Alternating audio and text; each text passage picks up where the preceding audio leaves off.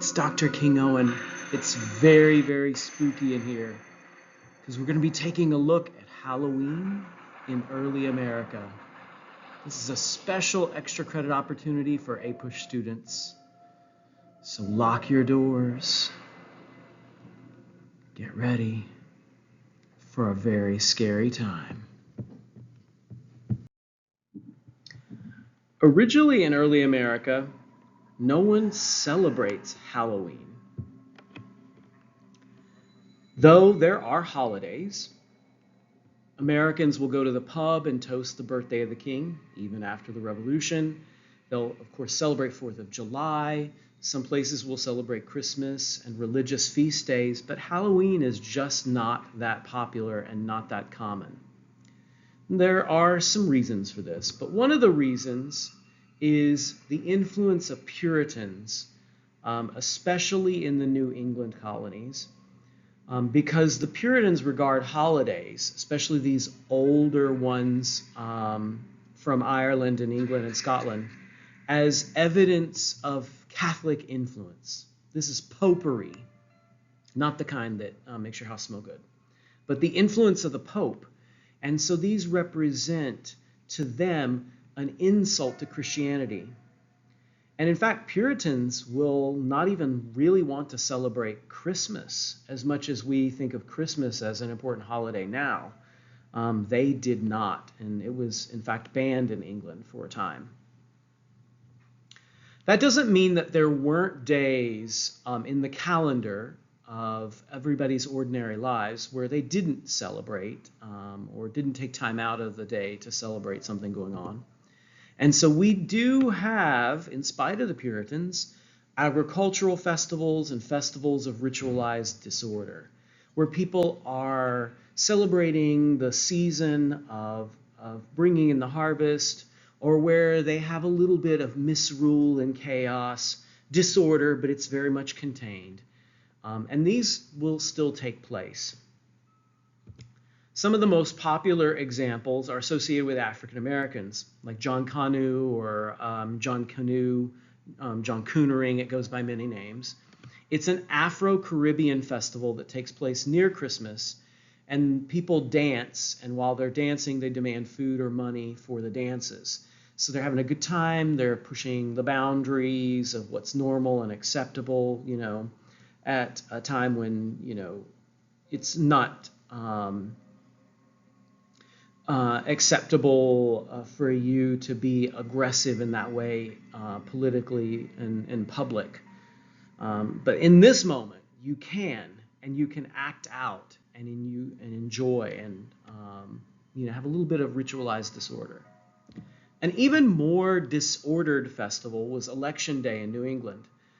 That was a time when the enslaved would elect a mock representative, someone who in their own community was meant to be a caricature or ridicule of white leaders.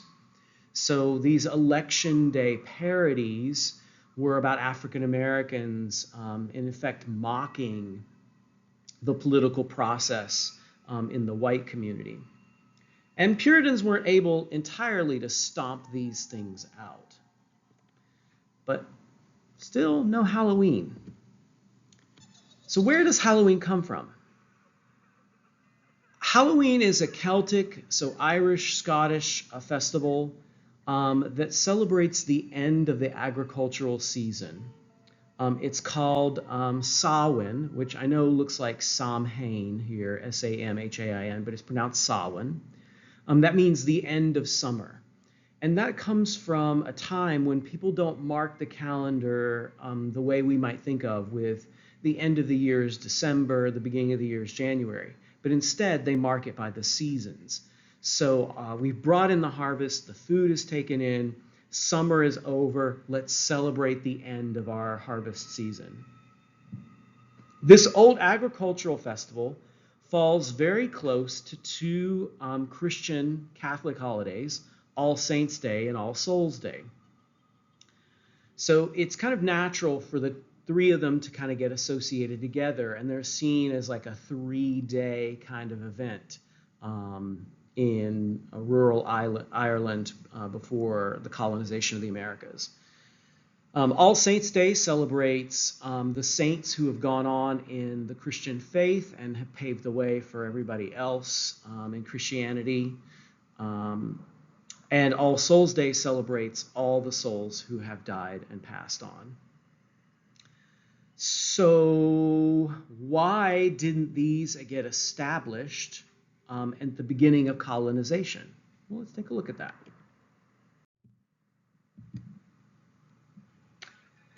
Part of the reason for these ritualized celebrations of agriculture and the end of the season not getting established is, of course, the Puritan influence, but also because many of these days, with its celebration of the dead, celebration of those who've passed on, a lot of that gets linked to witchcraft and ideas about the deceased, the departed, especially at a time in the world's history when there is a fear of witches, and of course we all know what happens in 1692 in Salem.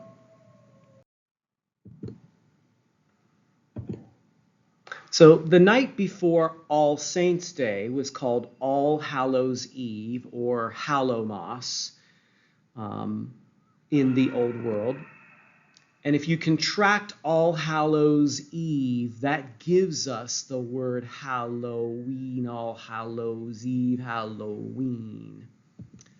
But only Catholics in early America and some Southern Anglicans held on to this tradition. You might recall that Catholics are concentrated largely in the colony of Maryland. You'll see Anglicans in Virginia and the Carolinas. But these folks will not dominate colonial America with a sense of we must celebrate Halloween as this special time. These just are ordinary days in the calendar. So it's not widely shared outside of Catholicism and some Southern Anglicans. In 1785, a Scots poet, very well-known poet, Robert Burns, writes and publishes a poem called Halloween, which kind of establishes many of the themes that we associate with the holiday. So Burns talks about witches and devils and bogies and mischief making, and it's getting a little bit easier to talk about those things in a lighthearted way because this is during the time of the Enlightenment. So we have kind of stepped forward out of the witchcraft crisis and scare. People are rational and, or at least supposedly rational, and they're thinking about the world in more enlightened ways. And so we can look at these themes of Halloween as evidence of an earlier time when our ancestors thought differently about the world. We might even go, oh, that was quaint superstition. Look at our, our long dead relatives who believed in these silly things now that we're in an age of enlightenment. So it's a little easier to laugh about them by the 1780s and 1790s than it would have been in the 1600s. I can't find in the United States any mention of Halloween, at least in newspaper sources, before the 1820s. So if it's there, it's just not in a source that I have come across, and I've searched a whole lot of sources. But that will soon change. In the 1830s and the 1840s, there's a major increase in the number of Irish Catholic migrants to the United States. And they'll bring the Celtic traditions of Halloween, All Saints' Day to the United States.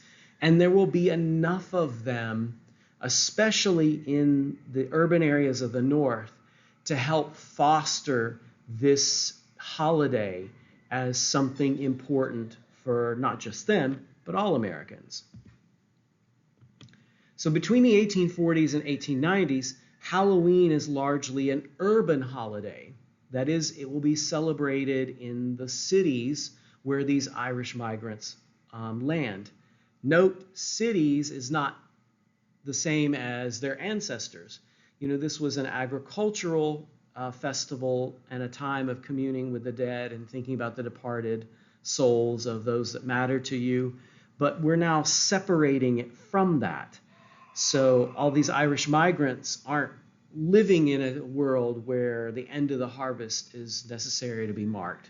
So they've got now just the stripped down tradition of Halloween without its roots in a new urban setting. So you'll see a lot of disorder and misrule, that sort of ritualized disorder that I talked about earlier. And for young Irish boys, there's a whole lot of vandalism and assault in these cities. They might masquerade in public and wear disguises. There might be bands, as many as 200 of them, roaming the streets at Hallowmas or Halloween. In looking at newspaper sources for early America about Halloween, I found three very early ones. 1823 is the first, 1852 and 1859, where Halloween is mentioned, and it talks about it almost as if it's a relic of a bygone era, a time of America's ancestors where they had this agricultural ceremony, and you had fairies and witches and etc., providing frights and scares. So each of these articles talks about Halloween in that way, that this is a bygone time, old traditions that just haven't survived. But the Irish will bring it back, and it will become something new and different in the 1830s, 40s, and 50s. One of the old Irish traditions is the idea of a soul cake or a soul mass cake. A small little, kind of looking like a hockey puck kind of cake that you would make for Halloween, All Saints Day, and All Souls Day to commemorate the dead. These would be given out to people known as soulers, who would go from door to door, and they would sing during All Hallowtide, the time of Halloween. They would sing and pray for the spirits of the deceased, and in return, you would give them the cake. So this is kind of like the ancestor to the idea of trick-or-treating, right? Going door to door for a small treat. The other part of this, the wearing of disguises that the Irish will bring to America, is, of course, the origins of our costume wearing in modern-day Halloween. Our modern Halloween takes shape in the Civil War era into the 20th century. The Victorian era is where Halloween gets domesticated as a holiday with a little bit of the misrule, a little bit of the door-to-door, and a little bit of the party spirit of dressing up and sharing food. It becomes domesticated. One of the interesting traditions that comes back and is widely done in house parties in the Victorian era is the practice of divination. This was an old Celtic tradition of helping young girls kind of figure out who they're going to marry. And there were lots of ways that they did this. A young girl might look into a mirror, and maybe a glimpse of her beloved would appear behind her. Or you would peel an apple and hold the apple peel intact. So keep it all the way around without breaking the peel. Throw it over your left shoulder, and then when the peel lands, if it lands in the shape of a letter, that would be the initial of your true love. And house parties in this Victorian era brought this tradition back. So young girls would do this and, of course, have a laugh of, oh, I'm going to get, it's Tom, right? That sort of thing. At these parties, people would dress up. Costume wearing was encouraged because we're no longer afraid really of witches and all those scary things. You might bob for apples and, of course, use the apple to figure out who your beloved is going to be. Jack-o'-lanterns is another thing that takes off in popularity. In the traditional Celtic world, they're turnips. So this is a reference to an old Irish story about stingy Jack. Jack is cursed to wander the earth because he makes a bargain with the devil, and the bargain keeps him from going to heaven, and he also can't go to hell either because of the nature of the bargain. So he has a light in a turnip, hollow out a turnip, put a light in it. But in America, pumpkins are much more readily available, so people replace the turnip with a pumpkin, and you put a light inside, and this is Stingy Jack's lantern. In Columbus, the large portion of Irish folks lived in an area that is not in existence anymore, known as Flytown. So it's near Goodale Park, close in the downtown Arena District area, going towards the river. It's under the interstate today, well, not the interstate, but the Interbelt 670. And in the early 19th century, this is a very poor part of Columbus where a lot of Irish will live, and eventually a lot of African Americans will live there as well. I researched all of Flytown's history this summer and tried to read as much about it as I could, as many sources as I could. And I couldn't find any direct references to keeping up with the traditions of Halloween, but I do know the Flytown residents were quite rowdy. These were people who got in trouble a lot. They were, they're out there wilding. And so we know that the traditions of mischief and pranks at night continues, especially in urban areas around the United States. One of them I read about, not here in Columbus, but elsewhere, is that boys would fill a bag with flour, and you'd go around and hit people with the flour bag so they'd be marked with the white flour. Some other boys filled theirs with coal dust so people would be black from the dust flying out. Tricks that people would pull, kids, boys, would tear up fences.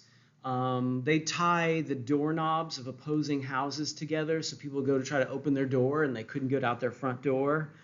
They would steal possessions out of people's yards and put them on their roof. The goal of all of this, of course, is to have a little bit of fun during the night and do a little bit of vandalism, mischievous vandalism, and property damage. Let out a little bit of steam, right? This is what ritualized disorder is for.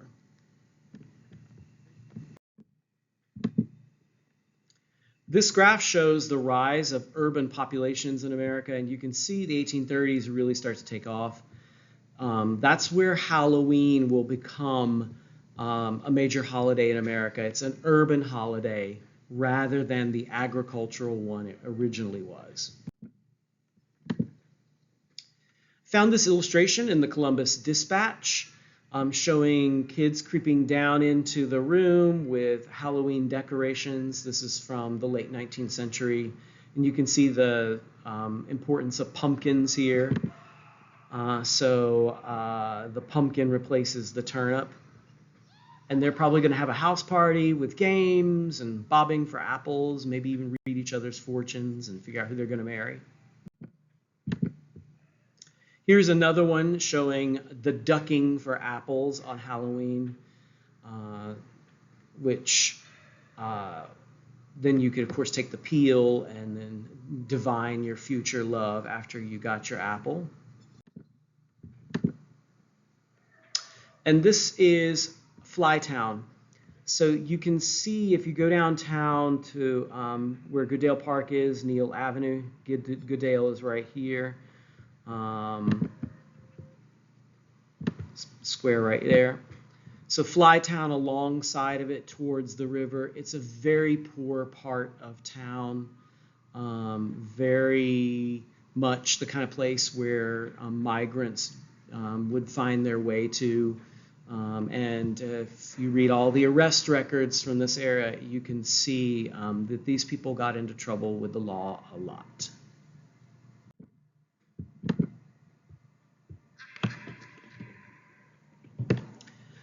This little postcard from the early 20th century shows the kind of chaos and disorder that you might see from boys on the Halloween. The boys go out and tear things up for the night. So here they've put some pumpkins on a cow. Of course, this is silly because nobody would really do this, number one, and then number two, the pumpkins wouldn't stay up there. But of course, you're supposed to laugh because this is a lot better disorder than, say, tearing people's fences up and putting their fences on top of their houses. Now, what about the scary and the supernatural, the element of ghosts and witches and spirits that characterizes modern Halloween for most of us? Well, obviously, as I pointed out, Robert Burns' poem says that isn't a part of the traditional view of Halloween. The fairies and the sprites, the imps, the ghosts, all those things are scary parts of the normal Halloween experience. But early America also has its own fascination for the supernatural. For example, in 1787, Dr. Benjamin Rush, who we associate as one of the creators of Republican motherhood, actually wrote an essay on ghosts.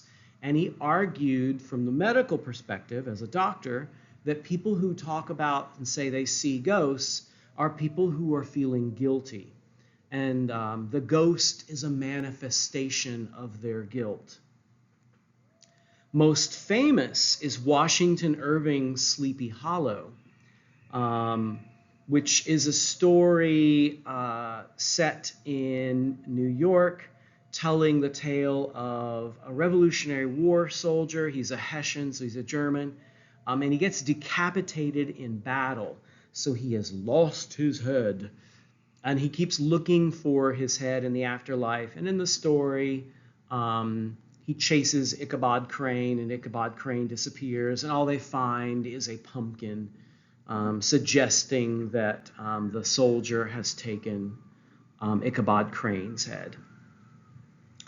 The writer who did a lot to really bring the spooky and the scary into American writing was Edgar Allan Poe, who writes a lot of gothic, dark-themed short stories and works where the supernatural features prominently, and people have these experiences that are eerie and otherworldly as they are grappling with usually some kind of inner turmoil or dark part of themselves.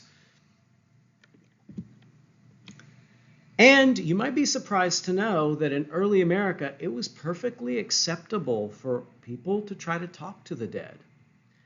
This was the practice of spiritualism. In the time before the Civil War, especially in Ohio and in New York, Americans would reach out to deceased relatives and have seances to try to communicate with them. The most famous were a set of sisters. There are three, but the two most famous are Maggie and Kate, who grew up in New York, known as the Fox Sisters. They started communicating with the spirits in 1848 through a series of knocks and clicks and rapping. And they became very famous for these spiritual seances. Later, in the late 19th century, they did come out and admit basically it was all a hoax. But at the time, a woman acting as a medium in 1848 did gain a measure of public power. People are coming to you to ask for your advice on communicating with the dead. They're listening to you. This woman who has this ability talk to the dead. And so that kind of elevates women's status in a way that you can't get outside of the church or politics. So it's perhaps possible, very possible, that Maggie and Kate just simply loved the attention and loved that it brought them notoriety and fame and power, which turns out all fake.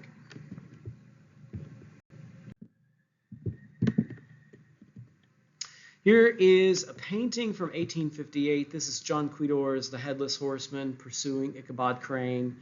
So obviously it becomes a famous story, and we all know that story now, as it is this depiction of the supernatural in early America. And there are other examples of making, deals with the devil and all kinds of otherworldly, ghostly kinds of scary experiences.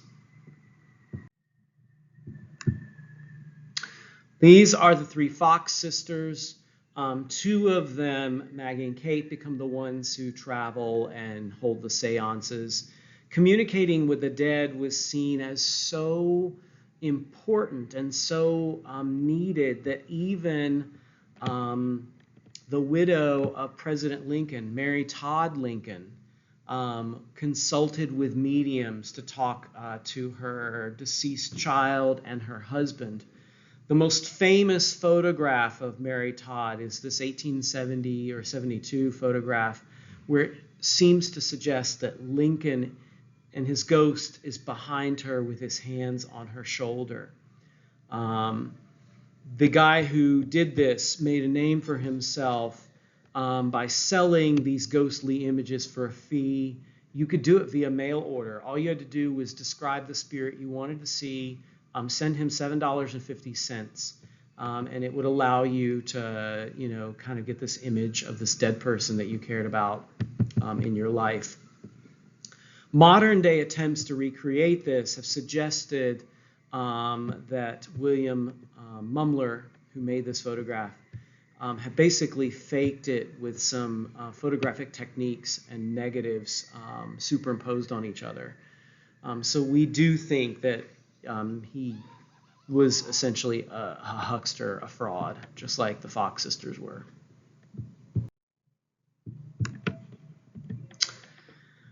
And last, I will leave you with images that we associate with the modern Halloween, a holiday that is domesticated and basically safe. It's scary, but it's scary in a good, fun way. And these images are by an artist named Ellen Clapsaddle, born in 1865, died in 1934. She created some 3,000 images of Halloween in her career making holiday cards. So the pumpkin and the witch, this becomes the visual iconic lexicon of Halloween as we know it today. Costumes. Halloween is not a scary time. It's not a time of agriculture and celebrating the end of the harvest season. It's not a time of communing with the dead on All Saints or All Souls Day. It's just a fun time of dress up with a little bit of fright thrown in, a little bit of mischief, and masked figures running through the streets, maybe causing a little bit of chaos. That is how the holiday gets domesticated in the United States. Though some of us still like a good scare, and we choose to go to haunted houses for a real big fright, little jump scare. We love our scary movies. So that element of Halloween, that frightening element, is still there for us, lurking in the dark. It's coming for you. Be careful. Watch out. Have a spooky Halloween.